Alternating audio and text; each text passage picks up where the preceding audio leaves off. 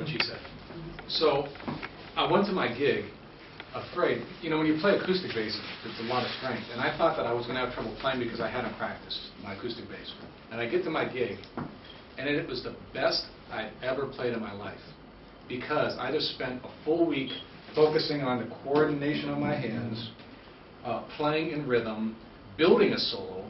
You know, you can't go.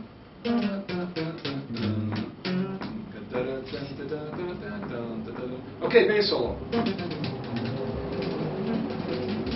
You can't do that for 3 hours or 3 choruses. You need to go.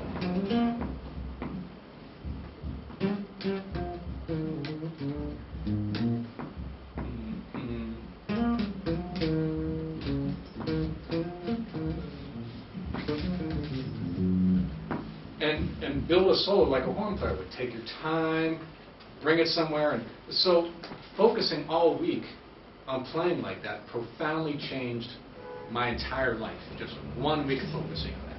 Entonces, al final, lo que él pensó que iba a ser un desastre fue uno de los mejores conciertos que tuvo, porque lo que había invertido era toda esta semana de pensar todas estas cosas y de construir un solo, ¿no? Que dicen en ese sentido que hay que tratar también de pensar cómo tocan los saxofonistas o los vientos, de que no pueden estar 2 vueltas y tocando todo el tiempo, ¿no? Pensar en frases, en una idea, concepto. Right. And I still do that. It never stops. That never stops. I found it's kind of like recharging your batteries. And you really notice it when you go on the road and you can't practice or you can't warm up. And so by the end of the tour, sometimes it's hard to keep your playing together at the end of the tour because I haven't mentally sat down and just went, bass. Oh yeah, that's what it feels like. You know. Right.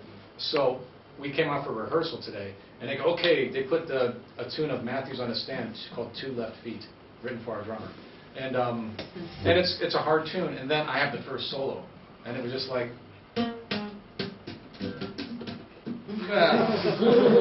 you know. Entonces el primer tema que practicaron hoy, claro, era un tema de Matt y él tenía el primer solo y estaba así, ¿no? So at every moment I had, they would be talking, and I would turn it down, and I would just go.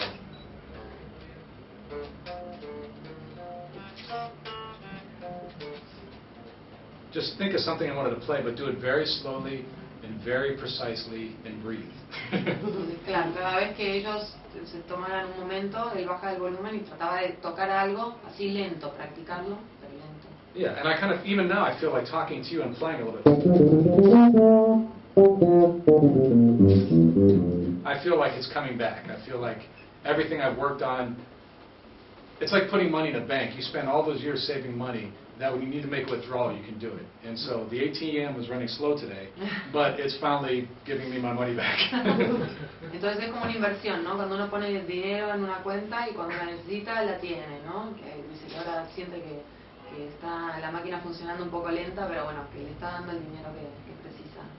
But I think that the overlying theme of this whole thing, I don't know if you noticed, I keep hinting at it, but it's all about practicing slowly and precisely, and then speeding up from there. Lo más importante entonces de toda esta idea es practicar despacio y ser preciso. Yeah. Scales. That's something I need to work on more on the electric bass.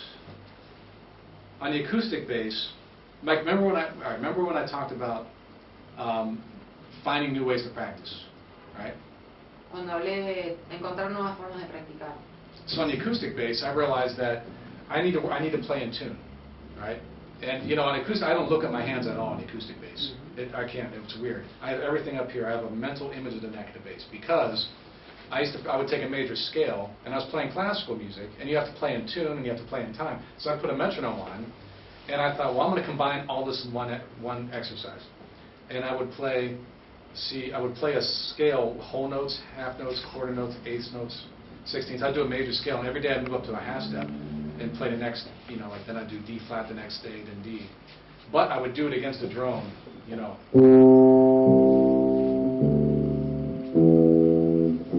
I had a little synthesizer that I would just go and hold that note, and I would play a scale against it as high and low. I still do that. My first thing I do when I practice in the morning is I pick up the acoustic bass and I play a scale to get my intonation, get my rhythm, everything, you know, kind of warm up that way. Entonces, lo primero que hace él es tocar escalas, ¿no? Que es muy diferente en el bajo acústico, porque tiene que ver la entonación, que es algo que ella lo tiene internalizado, que lo sabe, y siempre con un pedal, con una nota pedal. Yeah. So, what I noticed is, now when I write music, I always use major scales. When I write music, to this day, I did that for, since 1988. I've been doing that. And I used major scales only until probably 4 years ago. Y cuando él comenzó a escribir música, se dio cuenta, bueno, él siempre utiliza escalas mayores, y siempre las utilizó hace 4 años, que las dejó de utilizar. And what I found that's done is it's really kind of made me play well over major scales. Made me play over major chords, And I find that most of my music I write is kind of major based. I love, Matt, the pianist, makes fun of me all the time for putting too many major chords in a tune. I just like C major 7 sharp 11.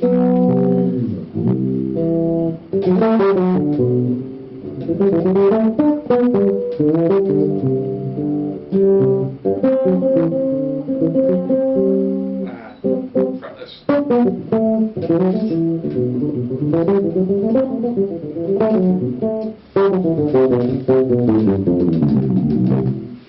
Entonces dice que bueno, que por eso él se considera muy bueno en las escalas mayores, por tener tanta práctica, y que siempre se burlan de él por esto. Okay, well, if it's like a D altered, play E flat melodic minor, ascending and descending.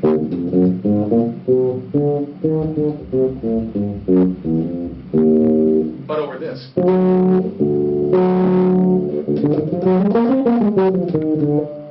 So it's E melodic, E flat melodic minor.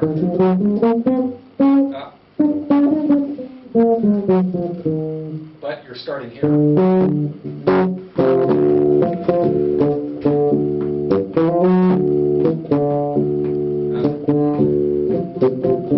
It's hard to do without a piano player, so I'm trying to set it up, get the sound.